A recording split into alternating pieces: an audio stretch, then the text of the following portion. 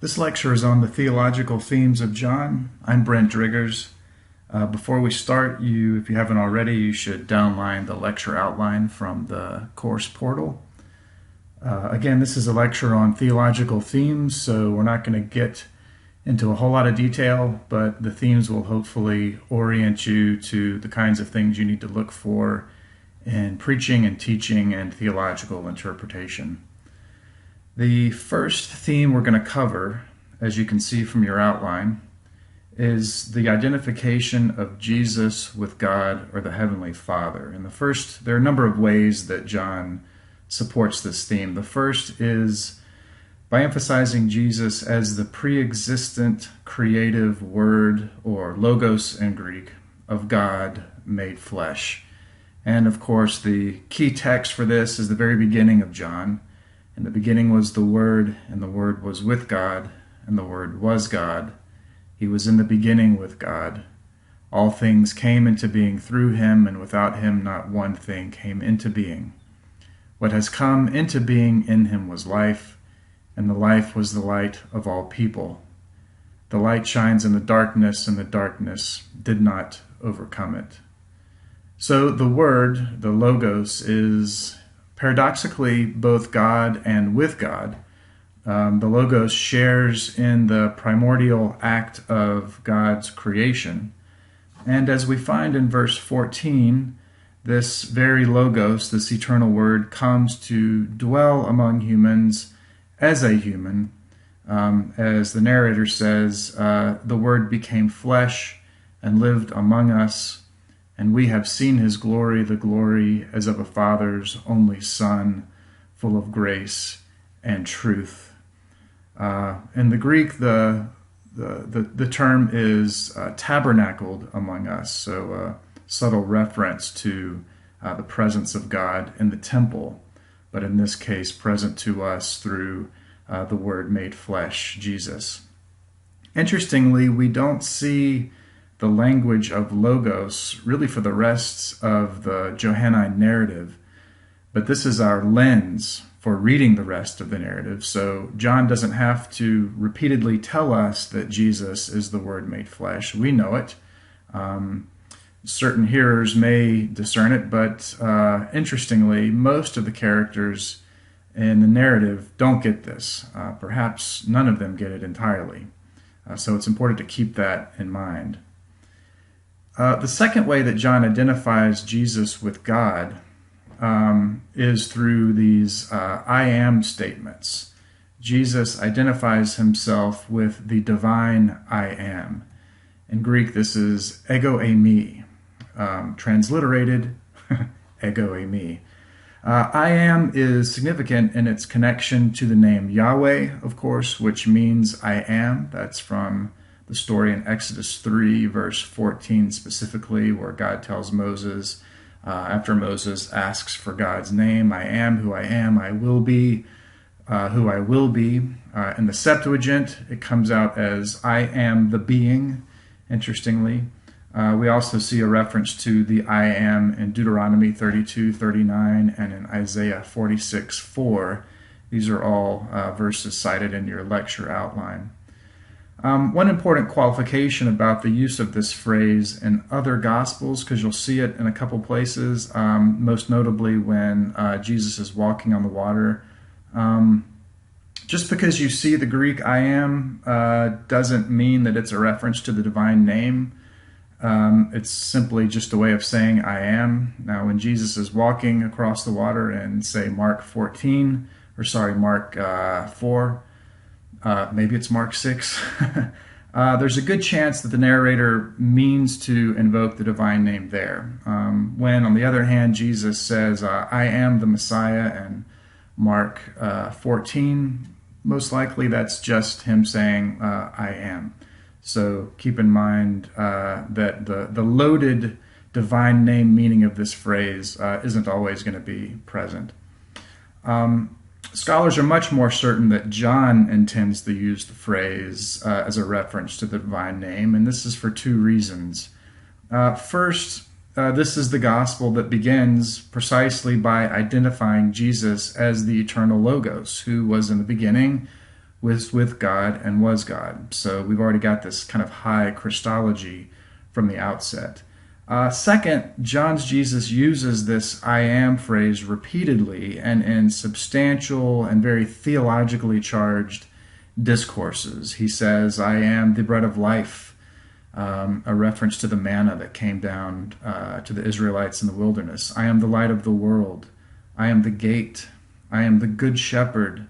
I am the resurrection and the life. I am the way, the truth, and the life, the vine. Most notably in all of these is probably Jesus' statement in John 8, where he's telling certain listeners, your ancestor Abraham rejoiced that he would see my day. He saw it and was glad. Then the Jews said to him, you are not yet 50 years old, and have you seen Abraham? And here comes the loaded statement. Jesus said to them, very truly, I tell you, before Abraham was, I am. So they picked up stones to throw at him, but Jesus himself hid himself and went out of the temple. So again, theologically charged references to the divine name throughout the narrative. So one of several ways that the narrator reinforces this theme of identifying Jesus with God. The third way that the narrator does this is through the language of Son and Father, Jesus as the Son of the Heavenly Father in particular. And going through your lecture outline, I want to start here just by reviewing how this language of sonship differs from the synoptics to John. You may remember that the phrase Son of God is within Jewish tradition, and as it's applied to messianic expectations, simply a kind of royal or kingly designation. This comes to us through Psalms 2, verse 7, 2 Samuel 7:14, and it's really the meaning that the Gospel of Mark and the other synoptic Gospels following Mark tend to ascribe to the phrase Son of God. Son of God, in other words, is synonymous with Messiah, King. It's a royal category.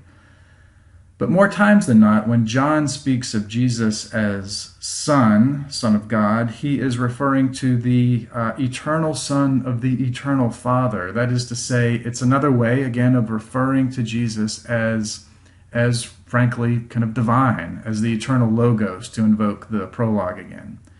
John, in other words, has developed the notion of a filial or son relationship into a statement about Jesus's eternal sonship and divinity. So it's not a strictly messianic phrase as it tends to be in the synoptics.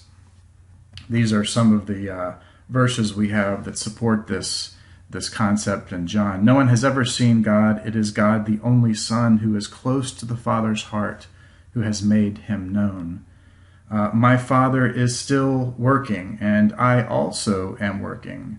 For this reason, the Jews were seeking all the more to kill him, because he was not only breaking the Sabbath, but was also calling God his own Father, thereby making himself equal to God. So clearly not a merely messianic meaning there.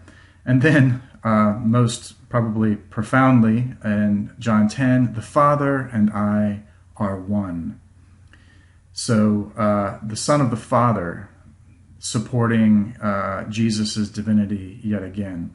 One important qualification here is that there are some interesting, what you would call subordinationist statements in the Gospel of John. That is, there's a kind of theological tension surrounding John's use of filial son language, because it's also in a few places used to describe the subordination of the Son to the Father. So, for instance, no one takes my life from me, but I lay it down of my own accord.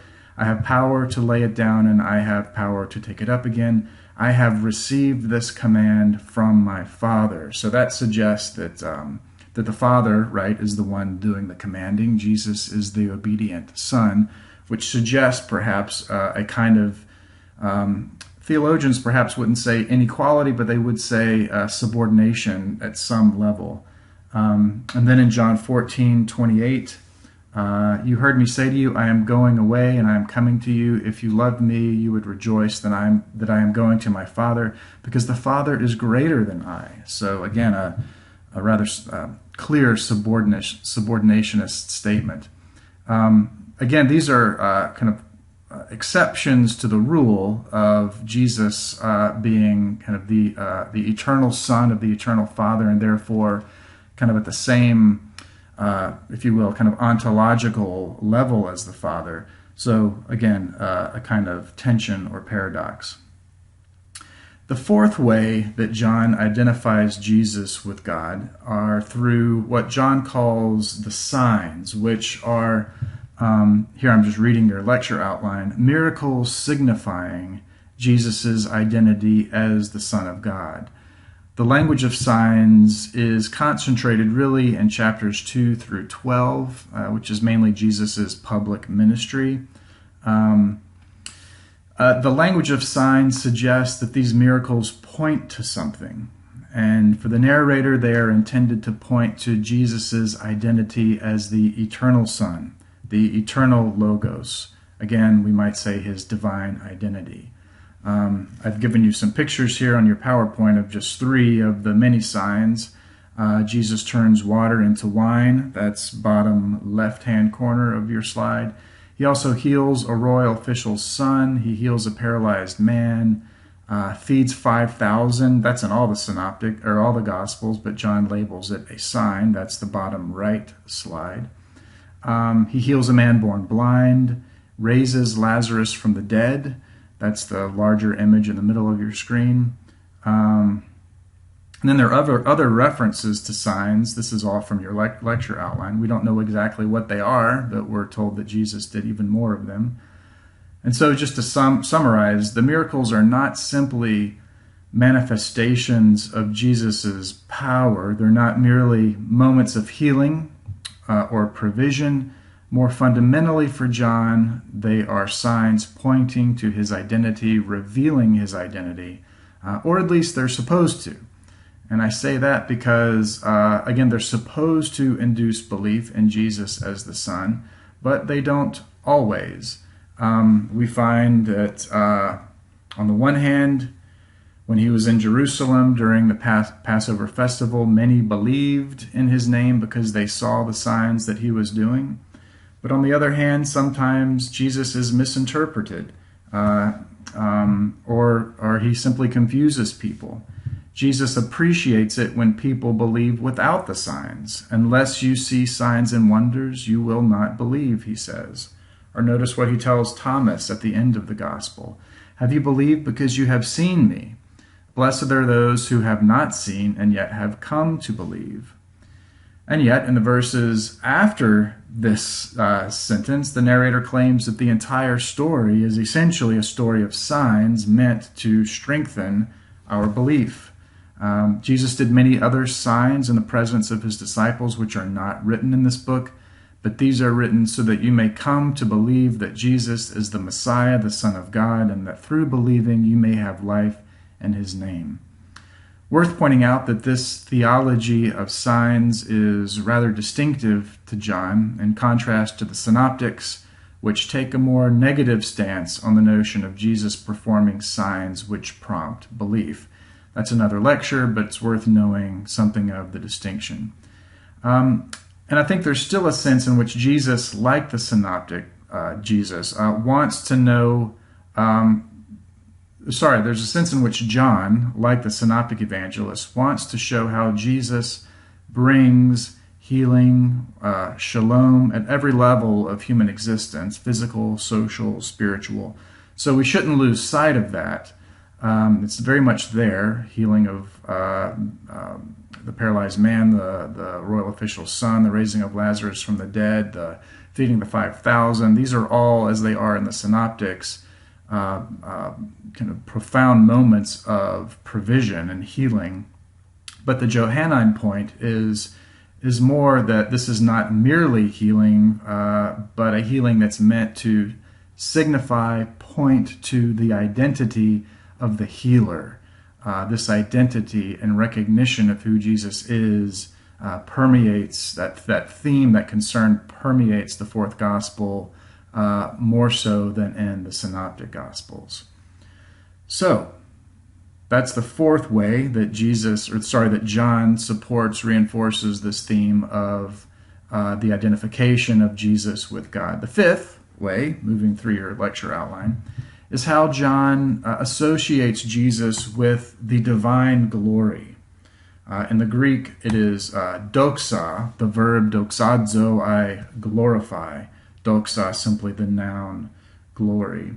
Now, in our kind of common parlance, glory means something more like fame, of course, but in the Old Testament, Jewish tradition, glory often functions as a shorthand for divine glory, specifically God's presence in the temple, that utterly holy presence that elicits awe and wonder, as for instance in, most notably, probably the prophet Ezekiel. We see this distinction between human glory and God's glory in chapter 12, where the narrator says that the people loved human glory more than the glory that comes from God. The glory that comes from God, of course, being Jesus himself. On a related note, John's characterization of Jesus that suggests that he functions as a kind of temple tabernacle on earth. And I mentioned this at the outset. When John says that the Word became flesh and lived among us, the Greek there is literally tabernacled among us, which is a kind of cloaked reference to Old Testament temple theology. Jesus is a kind of living and breathing temple walking among the people. But perhaps most important for John is the notion that Jesus is glorified by his crucifixion, which glorifies, in fact, both him and the Father. Thus, when he realizes that the time for his death has come, he says, "The hour has come for the Son of Man to be glorified." So that's the first major theme, theological theme of the fourth gospel, the identification of Jesus with God, supported in 5 different ways, at least that I can discern. We'll turn to the second major theme in another recording.